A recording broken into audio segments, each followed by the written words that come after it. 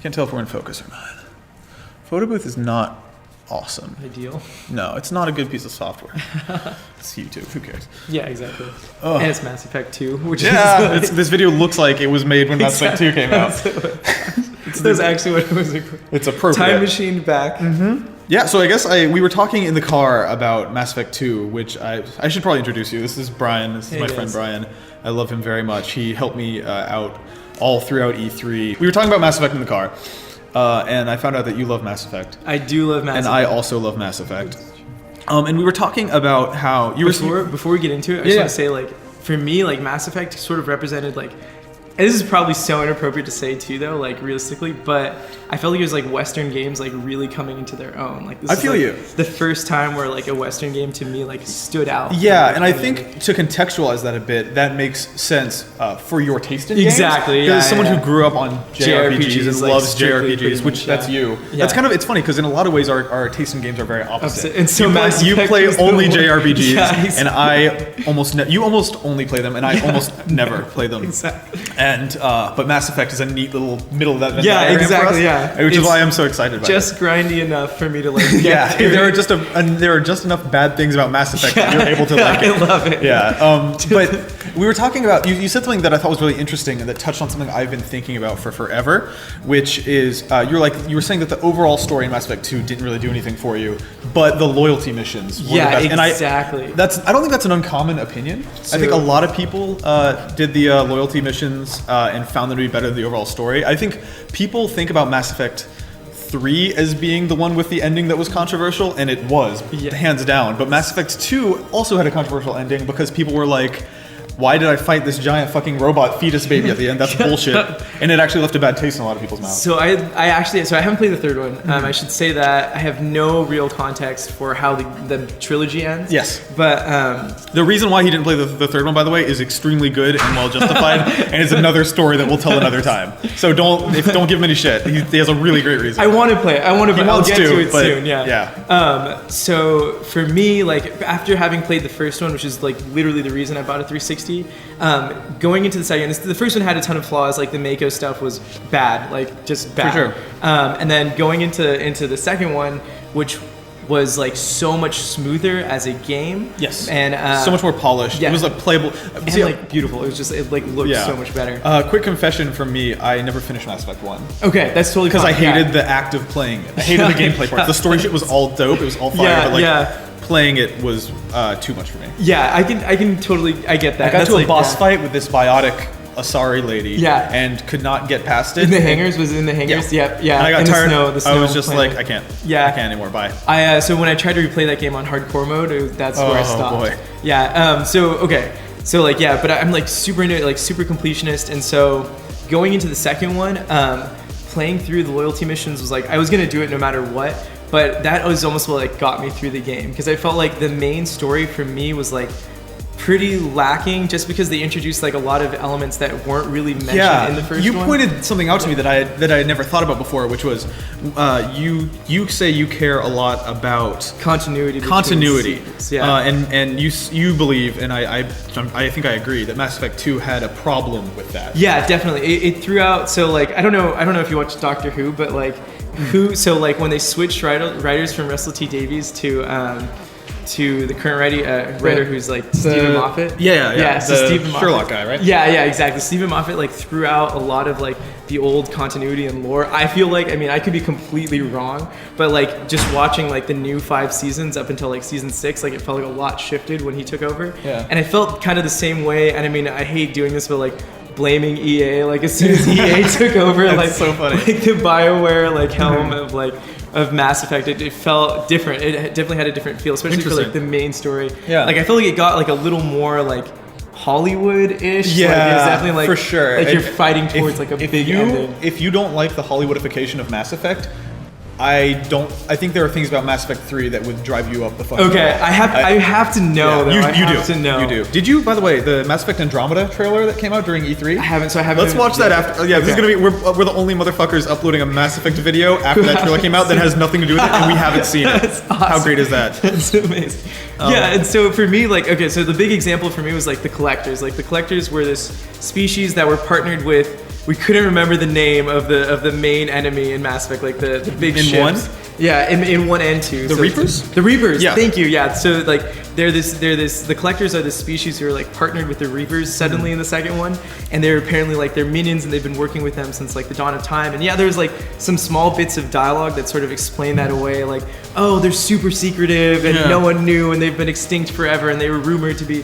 But at the same time, like that was never mentioned when you were researching the Reapers in the It's first so game. funny because Mass Effect 1 is a game about political intrigue, basically, and then all of a sudden EA buys BioWare, and suddenly it's about the end of the world. Yeah, Every exactly, fucking game that they make is about stopping the end of the world. And for me, yeah, and so like you play through it, and then it's like, okay, like the Reapers take on the shape of like whatever species they're collecting. Yeah. And I was like, this is super weird, like, and they had collected like the other ancient race that got extinct and who actually turned into collectors. Oh god, what are they? Anyways, whatever. Antari or something like that. Like I don't remember, but they became the collectors, and it seems like there are all these like weird little inconsistencies that like didn't really add up to something huge. Yeah. And for me, like just doing that and like playing through that, and then like getting to the boss who was like a giant like Terminator baby thing was super weird. I can see. And like that was weird to me too, as someone who played only a few hours of Mass Effect 1. Yeah. And I'll tell you, like, as someone who basically went into 2 fresh, because I played like 5 hours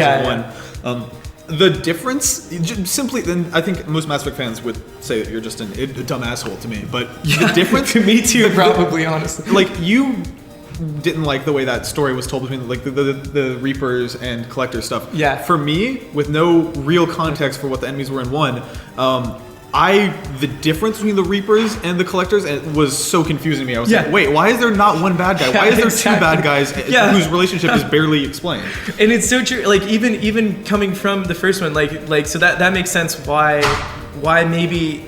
And maybe not as many people bought into the first game. I don't know. It seems like no one else was complaining about the things I was complaining about when I was complaining about them. Well, I mean, whatever. I think that stuff matters. We touched briefly in the car too on the subject of what were you calling it? The through line of all the games, the consistency, continuity between sequels, I don't know why I couldn't remember that word. But like the fact that when you said continuity, my first thought was the fact that they added new races in Mass Effect 2. Yeah. It's like, we really never saw these fucking people ever? And they're not involved in the Citadel or on like the outskirts. And right. It's totally and of course the races that they added, like you pointed out, where they were like, oh yeah, they're basically extinct. There's like 3 of them, so don't worry about it. Like, but you happen to encounter them in the second one. I think my number one, because I'm a little bit of a stickler for that stuff too, maybe not as much as you are, but did you ever watch Battlestar Galactica? So oh my god. I can't. I just didn't like it. Yeah, I don't know. Fair enough. It caught me at the right time. I was 14 and really into dark but corny fiction. So I'm not even a sci-fi guy, but I literally, okay, that makes sense actually. So like for me, I got a season and a half in, and I was like texting my friend, I was like, when does this get good? And he's like, if you don't like it by now, it's not for you. Let me. I'm not going to spoil anything, but I think you can spoil it. Well, there are people, but like, there's like sort of these. The main thing that they explain in episode 1 is that there are 12 models of robots that are, they're robots that look like specific humans. Yeah. And the final season revolves around the reveal of the final 5. Yeah, exactly. Yeah. And I was so into. I was like constantly reading the Something Awful thread about Battlestar. I was completely into the fandom. If Tumblr had existed when I was 14, I would have been that asshole, just reblogging Battlestar shit all day, every day. Yes. I might have said massive. Anyways, but I listened to the podcast that they released for the finale of like season 4.0 or 3.5 or some shit, where they reveal the 4 of the final 5. Yeah. And as I'm listening to this podcast, they're talking about like, when we sat down around the table to decide which characters were going to be actually turn out to be Cylons when we wrote this episode, and I was like, what? Like you motherfucker, you what? Planned. You didn't plan this shit from the beginning? Yeah. Like how the fuck do you expect to write a show that way? You assholes! I felt so betrayed. I was because you were trying to figure it out, and they didn't even know. And like these fucking people, and they were like, we thought it might be interesting if we made him a Cylon. I'm like, what do you mean made? If he was a Cylon, then he's always been a Cylon. You dicks. That's like the Lost ending where it's like, everyone just splits that. Even with Lost though,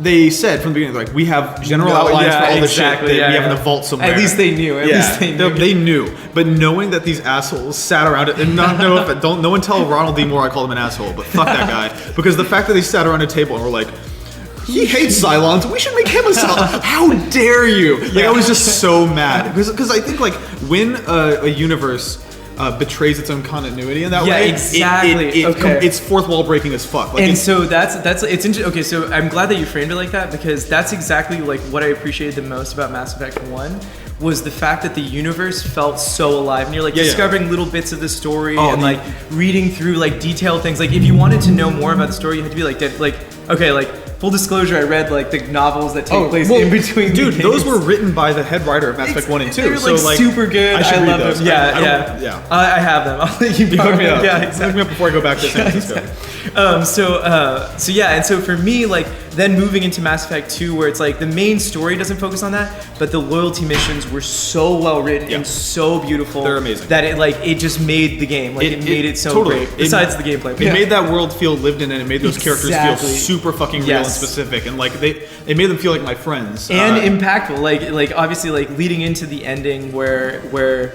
you have the potential to lose someone. Yeah, so I have honestly, like I've got a list of videos that's partially written somewhere and partially in my head that I want to make.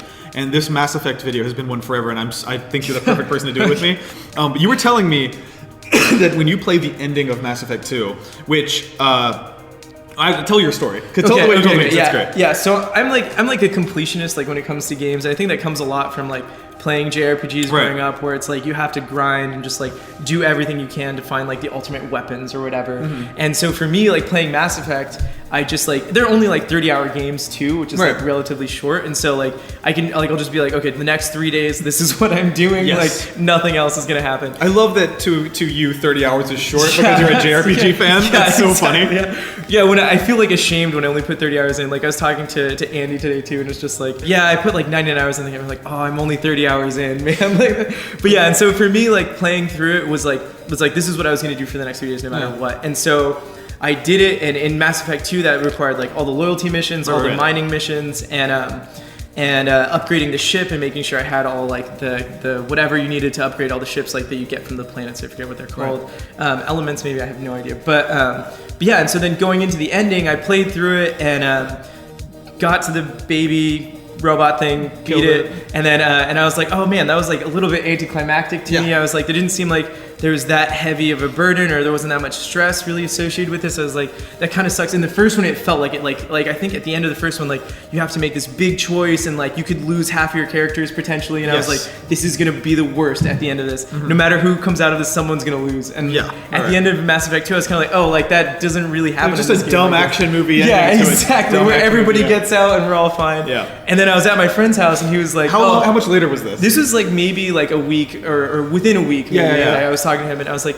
oh, like, yeah. And I was like, oh, I just beat Mass Effect 2. And he's like, oh yeah, me too. And he's like, who'd you lose at the end? And I was like, what do you mean? He's like I lost Legion. Yeah, the way you put it to me was I think his exact wording was, you remember that part where Legion died? Yeah, and you were like, what? Because we were just talking in the car about how you love Legion's loyalty mission. You love Legion as a character. I love Legion as just so much. He's probably my favorite Mass Effect character of all time. Like, I love robots and sci-fi stuff, so that was like perfect. Right. And and the hive mind thing, awesome. And so like, yeah, and so he's like, yeah, what about that part when Legion dies? And I was like, what do you mean? Like, Legion can die? And he's like, yeah, he's like, I lost Legion in this other character. And I was like, oh my god, like and it felt to me like I had like dodged a bullet, or like what I said in the car was like a piano fell as soon as I like took a step and totally dodged it. Like, yes, like, oh my god, that could have been me. I could have. You couldn't have dealt with the emotional. You would have died. No, it's exactly like a car accident. You would have died. Yeah, exactly. And so I would have. It was seriously like it's so much relief, but also like just shock in Nepal. I was like, oh my god, like you could like and especially like him losing Legion, who was my favorite character. I was like, I just felt so bad. I was like, oh my god, I got up so easy, like survivor's guilt for like Mass Effect. That's so my story with the ending is I got to the end of the game, and then I saw there was DLC that had characters in it who you could take with you to the ending, and I was like, oh, they'll have unique dialogue and shit, and it'll be cool. So I played through Mass Effect 2, got up to the end, didn't do the final mission, bought and played all the DLC. One of them had a character named Kasumi, who I really liked. I just love how she was written. She's like this thief girl who was like really interesting. The look is that's a super dope. Amazing. Fucking Kasumi invented like she invented like Goth Ninja. Kasumi invented Goth Ninja. But anyways, I love Kasumi, and then I get to my final mission, and a few people died. One person I don't care about. It might have been Tali. Oh no, that still hurts. Wait, is that true? No, I like Tally. It wasn't Tally because I had her in 3. It was some fucking character. Yeah. And Kasumi. And when she died, I gasped and I was upset. Yeah. And I was like, I felt like this. I was just like, I felt lost. And when I went to Mass Effect 3, there was a moment that referenced the death of Kasumi, and I knew that the character I was talking to was like, oh yeah, she'd be here right now. She wasn't fucking dead, idiot. And I was just like, fuck. But that is my favorite Mass Effect memory because like it just like it's so fucking cool that I experienced a sense of loss and like grief over a video game character, one that I barely got to spend any time with. It's like when you meet someone once and they're really cool, and then you find out a few years later that they died, and you're like, oh no. Yeah. Like for me, it was like that, but a little bit more immediate and a little more direct, and also a fictional character. But I was just like, I was like, also not nearly as bad. That's not what we're saying. We're using a lot of very strong metaphors here. Hyperbole. But no, it was just like, I don't know. It was a really fucking cool moment, and it stuck with me. And then, sorry, what were you gonna say? It's fun. Okay, so what's interesting about that is like, do you watch Game of Thrones at all? No. Okay, never mind. But yeah, there's a moment in Game of Thrones that I would equate to that almost, where it's like someone gets taken from you in Game of Thrones. Okay. And that's almost my favorite moment in like any media, because it affected me so much more than any other media. And it's hard and it sucks, and you there's a part of you that's like, I want them back. I want them, because I had a Breaking Bad character who I loved pass away in the show, and I was like, part of me was like, I don't even like any of the characters left on the show. What the fuck am I gonna do? But no, like there's a real sense of loss there. But I think that can be effective when it's done properly. And I think in Mass Effect 2 it was done brilliantly. Yeah. And what's funny is I think I've heard from people. You know what's interesting about that is you never beat Mass Effect 3. So how effectively was it done? I mean, it was effective in that I got like probably 20 hours into Mass Effect 3, and just knowing you almost beat the game, having it acknowledged that Kasumi was dead. That was it. That was my ending. That was my Mass Effect 3 ending. That's so good. Shepard relieved himself of duty. He relieved himself of duty by killing himself, which is effectively that's my headcanon for the end of Mass Effect 3. He died before the end of the game because he couldn't deal with the loss of Kasumi, a girl he met like once. Apparently better than the real Mass Effect 3. It was seemingly. I'll never know. But no, it was just her death affected me, and I know that there are like gamers in the world who hate the Mass Effect 2 ending. I've heard people complain where they were like, I did everything right, I did all the loyalty missions, I lost characters, and that really sucked for me because I thought I did everything right, I killed everyone right, I didn't do anything wrong, and I lost people still, and that's bullshit. And they're like, I lost characters. Oh, really what the main thing they said was, I lost characters and I didn't know what I did wrong to lose them, and I hate that. And that's like life. Yeah, that's exactly like life. And that's my defense of it, is like, when you lose characters in Mass Effect 2, it is genuinely unpredictable. And I think that pisses off gamers because by our nature we're completionists and perfectionists. And like it's all about like, rather than like having like an innate talent, it's all about skill. Like we worked hard at this thing, and so we deserve this thing. There are points, you know, there's headshots. Like you want to do it perfectly. And I see why people are frustrated by that. Like I get it, I really do. But at the same time, if you look at the flowchart, and I'll throw it up on screen in this video. If you look at the flowchart, because someone once mapped it out of like, here are all the decisions that you can make and who dies as a result. And it's insane. It's completely random, right? Dude, that's so, see, like even hearing this now is crazy to me, and I get it. It's like that feeling where it's just like, I just barely missed something. Yes. Because I have no idea. I remember thinking like, oh, I didn't even need to look it up. I was just like, this is like the weirdest thing to me, and I was just like freaking out when my friend told me. And I think for me, like, I don't know, it came down to like making sure that my ship was fully upgraded, and then like these are what you assumed. This is what this is after I kind of found out the characters. I was like, what did I do that like Cody didn't do? And Cody was the friend who had the characters. And one of the things was upgrading my ship fully, and the other thing was he like didn't care about like mining or whatever. And then the other thing was like figuring out what characters go in specific places. So like I remember there was like, oh, we need like the best biotic to like, was that what they were called? And to guard us. And I was like, okay, well it's clearly the matron or whatever her name was, and she puts up the shield, and then it was like, we need someone who's really good at hacking. I was like, okay, that would be Legion because he's a robot, and just like putting him in that position. And those are like things that were just like, okay, this is like clearly maybe what I should do. Again, this is the way I introduced the story originally was like a humble brag, because it kind of is like, I didn't know what was going on at the time, but I'm so happy and so relieved that I didn't even play the third one. You killed it. But the way it actually works, and I'll show you the flowchart. Okay. But it's like, first of all, your instinct was dead on. It has to do with getting those ship upgrades, which I think are pretty fucking missable. Yeah. Like they feel really minor and not like a significant thing. Also, okay, so something that's interesting that I remember about that game too is like you can upgrade the ship or you can upgrade your weapons. Yes. And why would you ever choose the ship? And there's limited resources. Yeah. And so like everyone would go for the weapons, and I just wanted my ship to be cool. I don't even know. Yeah, it was like did nothing until the end of the game. Yeah, I guess so. You're right. The ship thing, I think there's going to be one ship upgrade that does something or something. But the ship upgrade is one of the determining factors. Whether or not you've done loyalty missions is. Okay, yeah. But if, like, let's say you don't do a loyalty mission for Kasumi, that doesn't mean Kasumi will die. Someone else could die. Okay. Assigning them to the tasks, you're right. Oh, That's the third factor, if I remember correctly. Let me know in the comments if I'm wrong about that. But essentially, while those three things are the factors, there's not an obvious parallel based on the characters that you've made the wrong choice with. So, like, doing something wrong with Legion could result in the death of Morden, and it's this whole flowchart, and it looks crazy when you lay it all out. And I think for some gamers, like, they were like, fuck that, it's fucking basically random. Yeah. How dare they?